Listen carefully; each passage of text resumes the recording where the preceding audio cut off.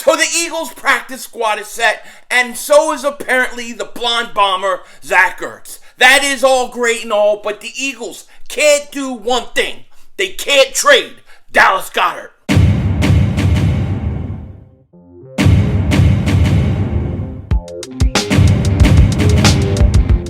Dallas still stinks. You're by the way, King Dingbat here, and I hope everybody's having a great day. Hope you guys are doing well. So this is a reminder that this video is sponsored by absolutely nobody. That's how it goes. Anyways, we had a great day today. Today was a beautiful day today. I don't know why. I just had a good day at work here, good day over here. I was over here now I'm over there. It was a great day. Got home late, which sucks. But it was a great day, and the Eagles filled out their practice squad. And what a nice, good practice squad this looks like. No question about it. Let's jump right into this mother humper because there's a lot to say, okay? First guy that they signed to the practice squad. Michael Anthony, where's the fitness? Where the hell's the fitness? Now, they didn't sign him, but I did hear he got a contract for a pillow. He's going to be the new pillow guy. All right, so here we go. Here's the practice squad. All serious. Stop joking around. Philly 500. Be serious. No joking, no laughing. You're serious. All right. Graylin Arnold, welcome to the practice squad. Coyote Awusika, can't pronounce your name. He's on the practice squad. LaRaven Clark is back on the practice squad. Travis Fulgham.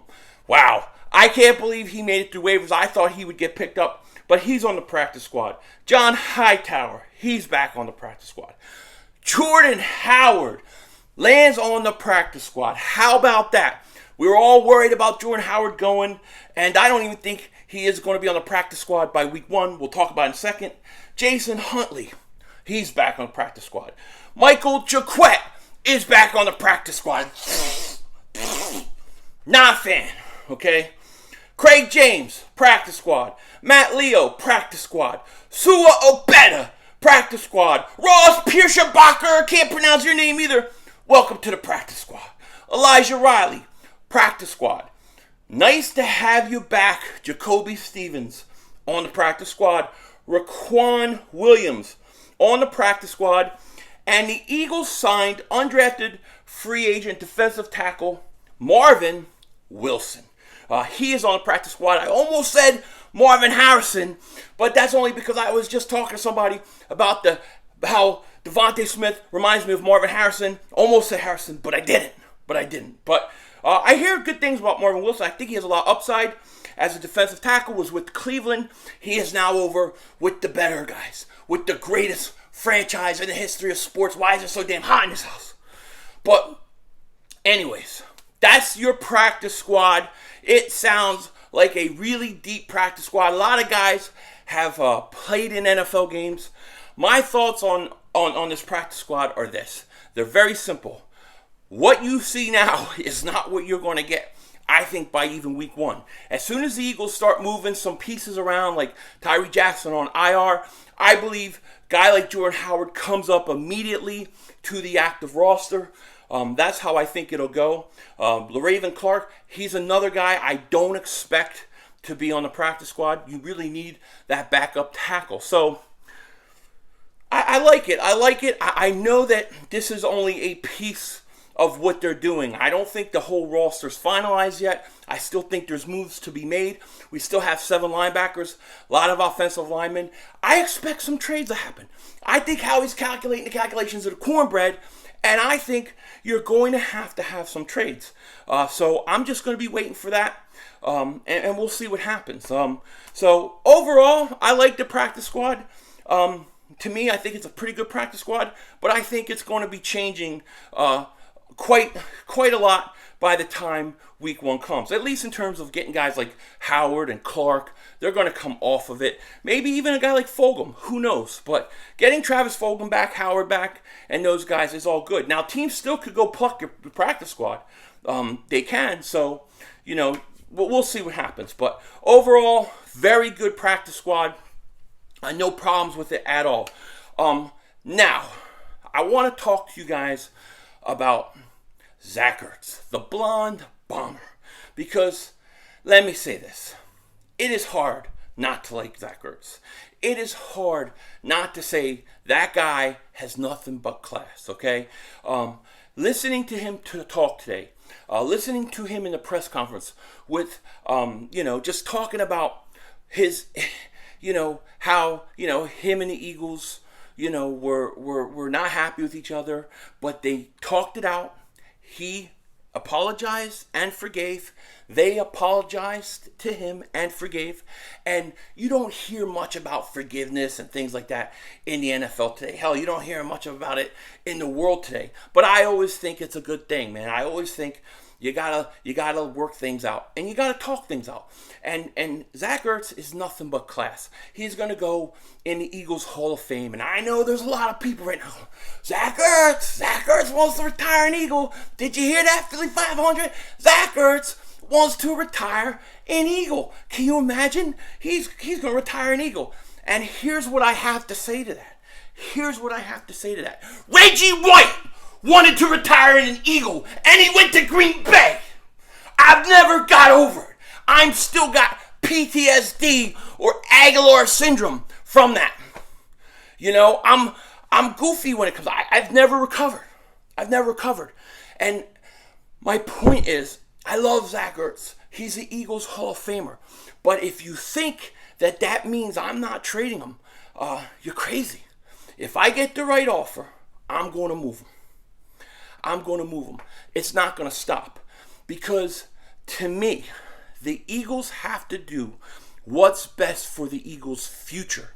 Not just for how fans feel or how they feel because they feel a certain way about a guy. Not even Zach Ertz and how he feels, okay?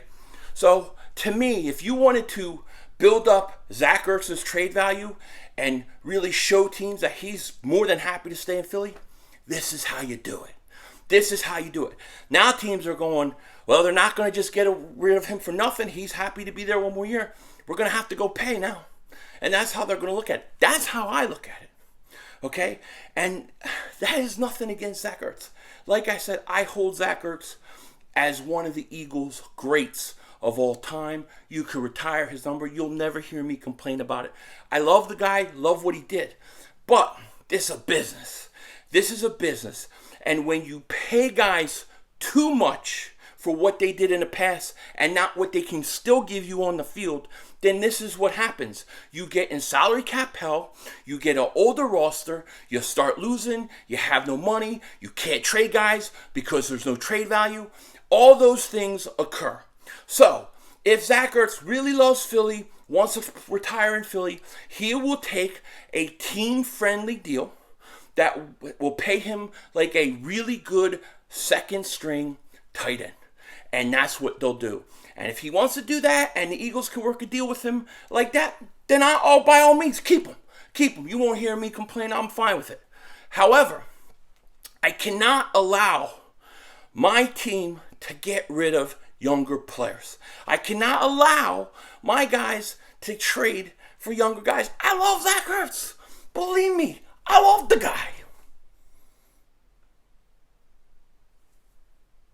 Okay? So, this isn't coming out of hate or malice or anything. It's coming out of two things. One, I want what's best for the team in the long run. Two, you already broke me. They bent me over, and they broke me years ago. That's the truth. When Reggie left, when Cunningham left, and Clyde and Seth and Dawkins, I never recovered. So nowadays, I'm a lot more accepting of guys going. I'm a lot more attached to the name on the front, not the name on the back. Even when the North Dakota Assassin left, I told him, grab your stuff and get the hell out. Okay? So, I love Zach Ertz, but I'm not going to allow my team to pay the price for not being able to get rid of older players. Okay? Like I said, if he wants to take a team-friendly deal and he wants to remain here, then fine, you'll do it. I think Fitzgerald did a few years in Arizona, so maybe he will, and I hope he does. That's great. But if he doesn't, and I get a chance, somebody's going to give me a 4th round pick, I'm doing it, okay? You heard the reports today, right? You heard the reports today that the Vikings and the Eagles discussed a deal to trade Dallas Goedert to Minnesota. This would be a stupid trade. Because Dallas Goedert was drafted in the 2nd round. He was drafted to take over for Zach Ertz. Now, that doesn't mean he has to be as good as Zach Ertz was. He probably won't. Zach Ertz is one of the greats. But he doesn't have to be. He just has to be good. He just has to be, to me, a very good tight end, a Pro Bowl type tight end in this league. I think he can do that. And I am not sacrificing young guys for old guys. I can't do it. We're not there right now. This team needs to build with youth. They need to keep youth. So when I hear Dallas Goedert was discussed in a trade, I hope it wasn't serious. I would not be for that. I would not be for trading Dallas Goedert and keeping Zach Ertz. I think that would be a mistake. You keep the younger guy and you hope you draft well. And if you did, then you're going to get 5-6 years out of him. You might get 1 or 2 years out of Zach Ertz, but think about it. Let's say most people agree the Eagles, at best case scenario, 1 to 2 years away from being true contenders. Well, once they get to that point where they're true contenders, they're going to have a 3-4 year window if they do things the right way. Well, the last thing you want to do is trade Dallas Goedert. He goes to Minnesota, becomes a Pro Bowler. Then you have 1 or 2 years still with Zach Ertz, and all of a sudden, your team is at that point where they're ready to really compete for a Super Bowl. And now Zach Ertz is breaking down because he's older and overpaid, and you got rid of Dallas Goedert. I think it's a mistake. I think you have to be balanced in how you do things, and you have to say, hey, you know what? We're building for not just this year, we're going to try to win this year, but we're also building for the future. You got to keep Dallas Goedert. You got to keep him. And if Zach Ertz really wants to stay in Philly, take a team-friendly deal. That's all I can say. Those are my thoughts on it. I still think Zach Ertz could get traded. I do. And I don't even think that that's the point of everything. I think the point is that you see Zach Ertz, a classy guy, a guy that is able to apologize and forgive. That shows what a great guy he is. No doubt about it. And he will be missed in the locker room if he ever goes. And it's good to see that the Eagles front office, especially Howie Roseman, a guy who's been known to be cutthroat, be able to apologize and forgive and mend. I really like that on both sides of the ball. It makes me proud to be an Eagle, okay, and an Eagle fan. So, and that's right, I am an Eagle. That's right. I'm the greatest cheerleader ever to go, rah, rah, shish kumbah, you know what I mean? With that said, take care, talk to you later, and of course, don't be a dingbat.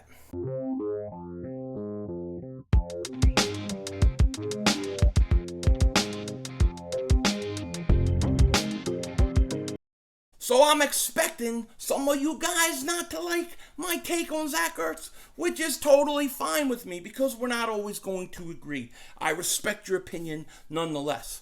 Well, what I do need from you guys, I need you guys, if any of you guys, and this is a call, if any of you guys know of any Mark Holm videos where he's pissed off, he's yelling or screaming, besides the one where I blew up his live stream. I already got clips of that.